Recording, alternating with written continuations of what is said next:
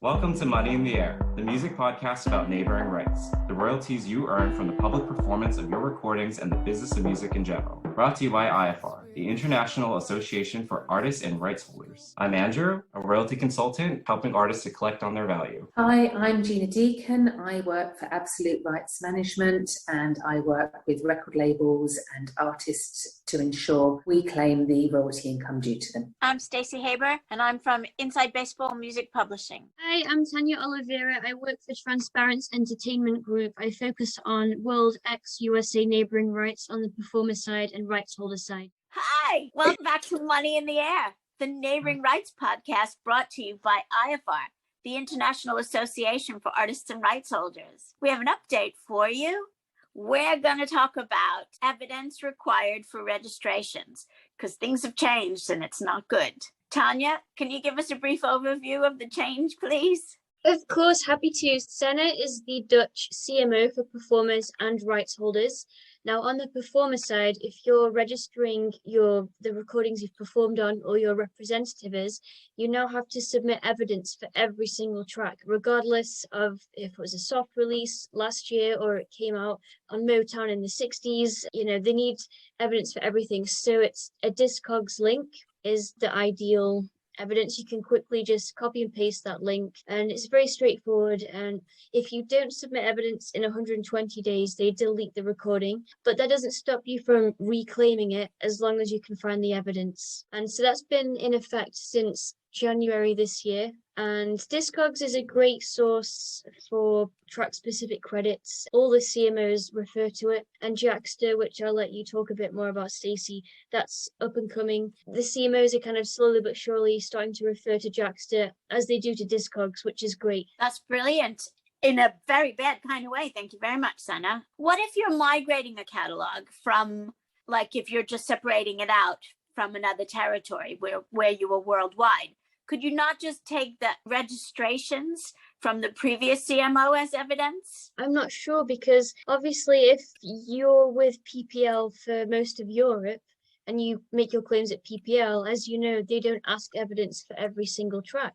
And surely they share repertoire with the sister society SENA.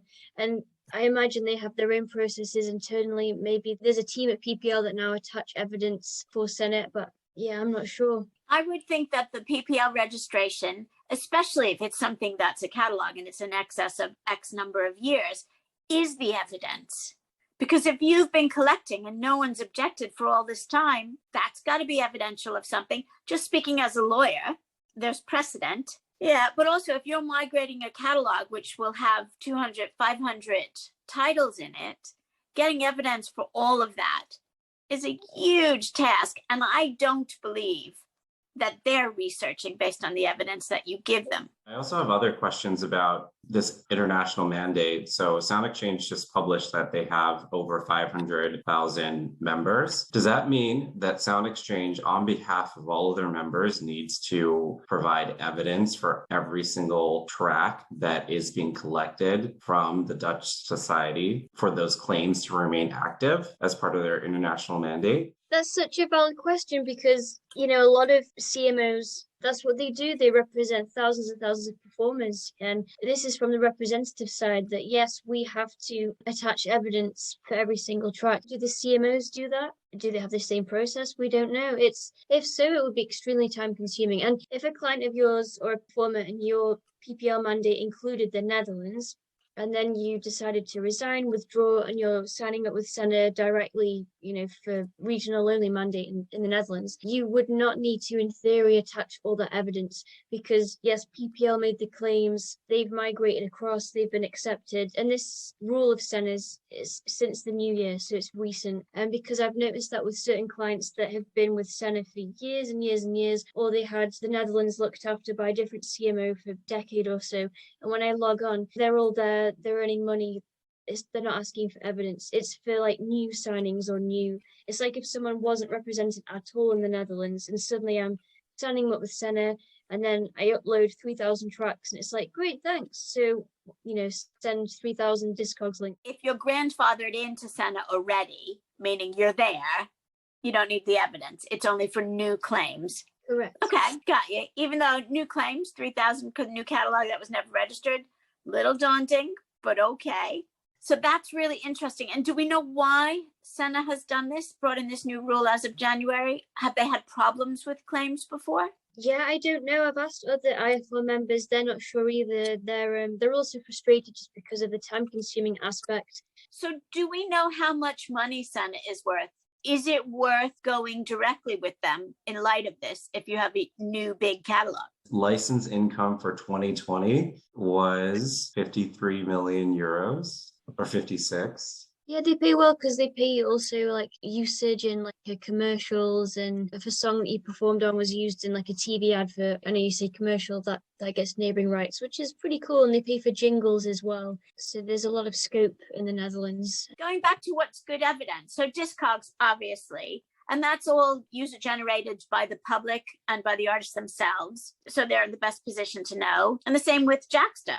It's brilliant. It's all about your metadata, claiming your copyrights. We love it at SyncLodge. They're our first API partner for getting your catalog in the right place. Are there any other things that we can think of that would be good evidence? If you're a featured artist, simply a Spotify link or an iTunes link where it just says your name simply. When I work on featured artists' behalf at SENA, and they are the featured artists, I just send the Spotify album link and like, this is that person and this is their pseudonym, which you're aware of. Because when you register and you perform at SENA, there is a section where you put in all the aliases, pseudonyms, stage names. But still, as we know, stuff out there in the ether on the World Wide Web can be misattributed. So it's interesting that they're wanting these external factors, these external links to be used as proof when it's actually the agreement that would govern that. So if you had a specific term with a label or distributor, that would be the concrete evidence that that is indeed you. I love that. As a lawyer, I think contracts are the be all and the end all. So that's great advice. Thank you. Thank you for coming back. Thank you for listening. Hit that join now button on ifr.co.uk. See you next week. Bye.